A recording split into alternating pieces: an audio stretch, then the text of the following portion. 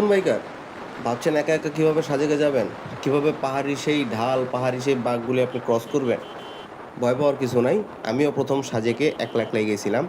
So এই ভিডিওতে আমি আপনাদেরকে ধাপে ধাপে জানাবো কিভাবে একজন নতুন রাইডার হিসেবে সাজেক ভ্রমণ করবেন একা, নিরাপদে এবং মজাদারভাবে। তো চলুন তাহলে আগে রুট প্ল্যানটা দেখে আসি। ঢাকা থেকে সাজেক যাওয়ার ইজিয়েস্ট রুট প্ল্যান যদি বলি তাহলে একটাই ওয়ে আছে, সেটা হচ্ছে হলো আপনার ঢাকা থেকে আপনার কুমিল্লা হয়ে ঢাকা চিটাং হাইওয়ে হয়ে ফেনী পার হয়ে বারোয়ারহাট দিয়ে আপনার হচ্ছে হলো খাগড়াছড়ি হয়ে দিঘিনালা থেকে সাজেক, অথবা যদি আপনি চট্টগ্রাম হয়ে যেতে চান সেটা একটু ঘোরাপথ হয়ে যায়, তবে সেটা যাওয়া সম্ভব। কেউ যদি চিটাগাং ঘুরে খাগড়াছড়ি যাবেন চিন্তা করেন, তবে সেই রুটটা ঢাকা থেকে গেলে আমি সাজেস্ট করব না, সেটা অনেকটা ঘুরপথ হয়ে যায়। তো নতুনদের জন্য ঢাকা কুমিল্লা খাগড়াছড়ি এই রুটটা আমার হিসাবে বেস্ট।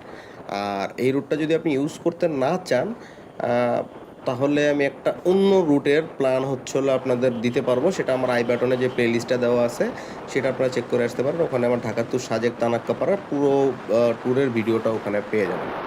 এরপর আসে হলো আপনি কিভাবে প্রিপারেশন নেবেন, বাইককে কীভাবে রেডি করবেন।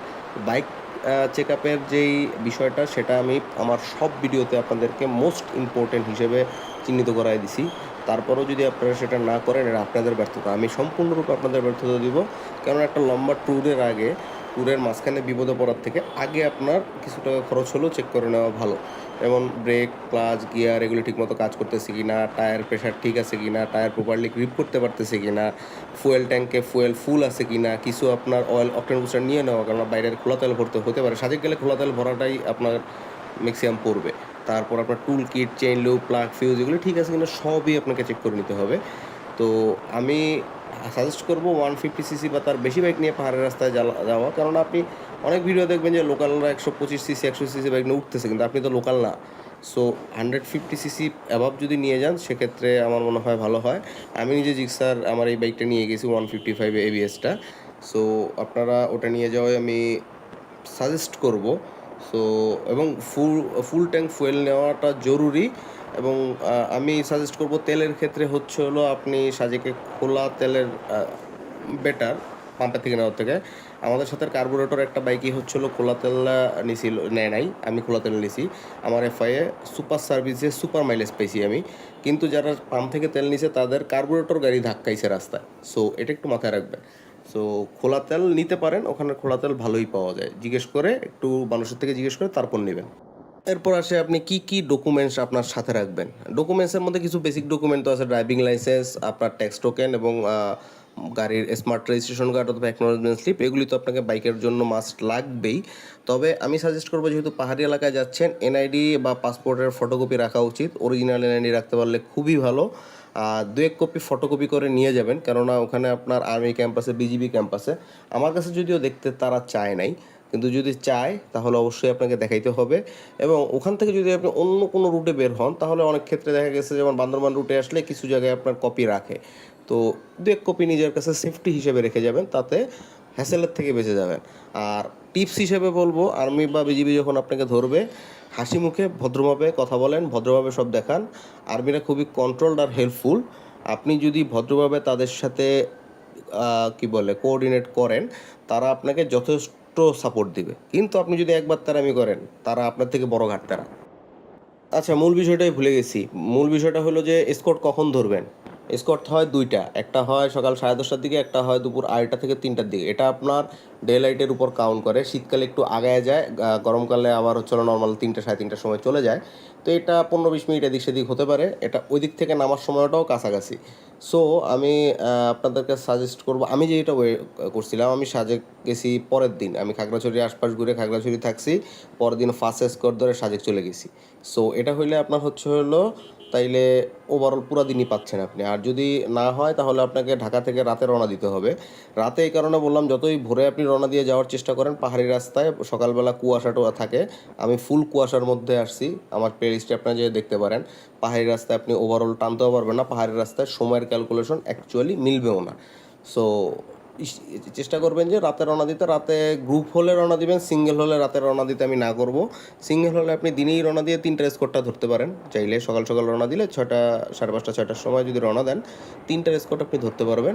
3টা স্কোর উঠে আপনি আস্তে ধীরে হোটেল টোটেল দিয়ে থাকতে পারবেন। আর সেফটি রিলেটেড আমি যেটা সাজেস্ট করি, আমি নিজেকে আপনারা দেখতেছেন সেফটি জ্যাকেট পরা, গ্লাভস পরা, আমি সেফটি রাইডিং প্যান্ট পরে চলি। আপনার শক্তপোক্ত জুতা বা সেফটি শু হলে তো আরও ভালো হয়। আর বিশেষ করে পাহাড়ে যখন ঢুকবেন তখন অবশ্যই কন্ট্রোল চালাবেন। আপনার প্রথম জায়গায় কর্নারিং মারতে কেউ আপনাকে বলে নাই, কর্নারিং না পারলে আপনাকে কেউ মেরে ফেলবে না। আর কর্নারিং না পারলে, কর্নারিং করতে যেয়ে যদি না পারেন সেক্ষেত্রে আপনি নিজে মরবেন। সো আপনি আপনার সেফটি হিসাব করে ধীরে সুস্থে গাড়ি চালান। ঢালু রাস্তায় একটা জিনিস খেয়াল রাখবেন, ক্লাচ পাহাড়ে গেলে যতটা কম পারা যায় ক্লাচ ধরবেন। ক্লাচ ধরলে গাড়ি হালকা হয়ে যাবে, গাড়ি দৌড়াবে। ইঞ্জিন ব্রেকের উপর ভরসা করে চালাবেন এবং পানি অবশ্যই সাথে রাখবে এবং টুকটাক শুকনা খাবার রাখতে পারেন, কেননা দেখা গেছে যে এমন এমন জায়গায় থামা লাগতে পারে যেখানে হচ্ছে আপনার কিছু নাও পাইতে পারেন। সাজেকে না পাইলেও অন্যান্য রুটে গেলে নাও পাইতে পারেন। সো এইসব জিনিস আপনার সাথে রাখবেন। এবং অবশ্যই আবার বলতেছি, পাহাড়ে বাইক চালাবেন ইঞ্জিন ব্রেক দিয়ে, পাহাড়ে কখনোই ক্লাচ ধরবেন না। থাকা, খাওয়া, খরচ এটা একটা বড় ফ্যাক্টর। এখন থাকার বিষয়টা আমি বলবো, আমি সিঙ্গেল যেয়ে সাজেকে থাকি না। আমি সাজেকের আগে গেছি 3বার। তো আমি সাজেকে যেয়ে সকালে স্কোয়ার্টে উঠছি, দুপুরে স্কোয়ার্টে এসে আমি খাগড়াছড়ি থাকছি, মাত্র 600 টাকা দিয়ে থাকছি আমি। এবং খাবার খরচও তুলনামূলক খাগড়াছড়িতে খুবই কম।